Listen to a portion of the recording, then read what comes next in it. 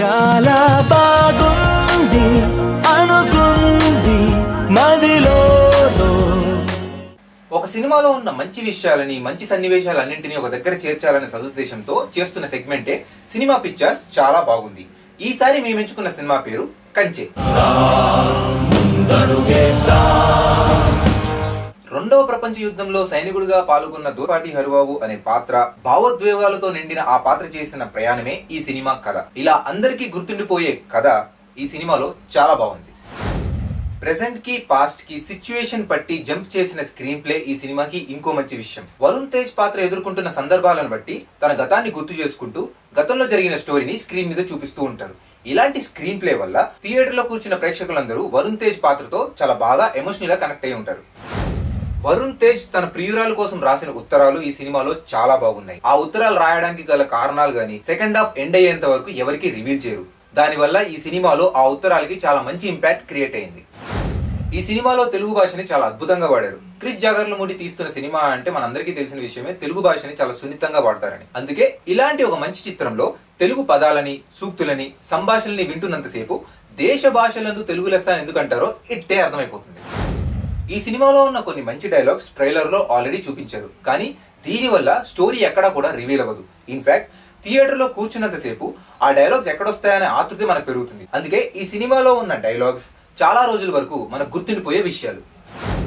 First half లో వచ్చిన war sequence చాలా బాగా ప్రెజెంట్ చేశారు. యూజువల్ గా వార్ సీక్వెన్స్ చూపిస్తున్నప్పుడు ఎవరెక్కడికి వెళ్తున్నారో తెలియకుండా, ఎవరు ఎక్కడి నుంచి వస్తున్నారో తెలియకుండా, అసలు ఏం జరుగుతుందో తెలియకుండా గజిబిజిగా ఉంటుంది. కానీ క్రిష్ జాగర్లమూడి ఈ సినిమాలో చూపించిన 10 నిమిషాల వార్ సీక్వెన్స్ చాలా బాగుంది. ఏం జరుగుతుంది, ఎవరెక్కడికి వెళ్తున్నారు, ఎవరే పొజిషన్ లో ఉన్నారు, చివరికి ఏం జరిగిందో కూడా క్లుప్తంగా చాలా నీట్ గా ప్రెజెంట్ చేశారు. అందుకే ఈ సినిమాలో వార్ సీక్వెన్స్ మనకి చాలా రోజుల వరకు గుర్తుండిపోతుంది. ఈ సినిమా సెకండ్ హాఫ్ లో పాడుబడ్డ ఇళ్ల దగ్గర జరిగిన షూట్అవుట్ సీన్ కూడా ఫస్ట్ హాఫ్ లో వచ్చిన వార్ సీక్వెన్స్ లాగా చాలా బాగా ప్రెజెంట్ చేశారు.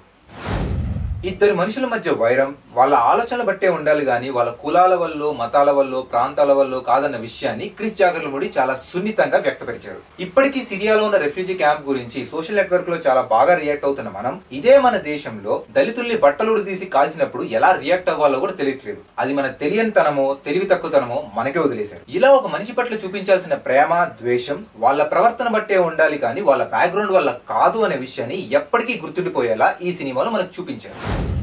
ఫ్యామిలీస్, పిల్లలు, యూత్ ఇలా ఏ వయసుకు సంబంధించిన వాళ్ళైనా సినిమాలో కూర్చున్నంతసేపు వాళ్ళ పాయింట్ ఆఫ్ వ్యూ ద్వారా ఈ సినిమాని బాగానే అర్థం చేసుకోగలరు. ఇంతకుముందు క్రిష్ జాగర్లమూడి సినిమాలో ఉన్న కమర్షియల్ ఎలిమెంట్స్ ఈ సినిమాలో లేకపోవడం వల్ల మన అదృష్టవశాత్తు ఇంకొక feel good movie for 2015 is కంచె.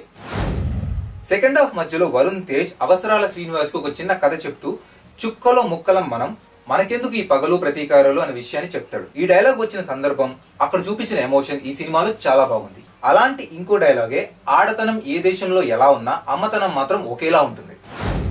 మనం యుద్ధం చేస్తుంది మన కోసం కాదు, మన దేశం కోసం కాదు, మన వాళ్ల కోసం కాదు, మొన్నే పుట్టిన ఒక పాప కోసం, తన భవిష్యత్తు కోసం అన్న సన్నివేశం ఈ సినిమాలో ఒకటి ఉంది. ఆ సన్నివేశం మనకి బాగా గుర్తుండిపోతుంది. ఎందుకంటే ఇప్పటికైనా అర్థం పర్థం లేని పంతాలని, అనవసరమైన ఆలోచనల్ని పక్కన పెట్టి మన భావితరాల కోసం మన నైతిక విలువల్ని ఎంత బాగా నేర్పిస్తున్నామనే విషయం ఆ సన్నివేశం ద్వారా మనకి బాగా ఎక్స్ప్లెయిన్ చేశారు. కాబట్టి ఈ సినిమాలో ఉన్న క్లైమాక్స్, వరుణ్ తేజ్ ఇచ్చిన పర్ఫార్మెన్స్, క్లైమాక్స్ లో వచ్చిన సన్నివేశాలు గాని, సంభాషణలు గాని మనకి ఎప్పటికీ గుర్తుండిపోతాయి. అందుకే ఈ సినిమా క్లైమాక్స్ మొత్తం మనకి బాగా గుర్తుండిపోయే విషయం, చాలా మంచి విషయం. సో అవండి కంచె సినిమాలో మాకు నచ్చిన మంచి విషయాలు. ఇలా ఒక సినిమాలో మంచి విషయాల గురించి మేం మాట్లాడాలని మీకు అనిపిస్తే కింద కామెంట్ సెక్షన్ లో ఆ సినిమా పేర్లు రాయండి. ఉంటాం.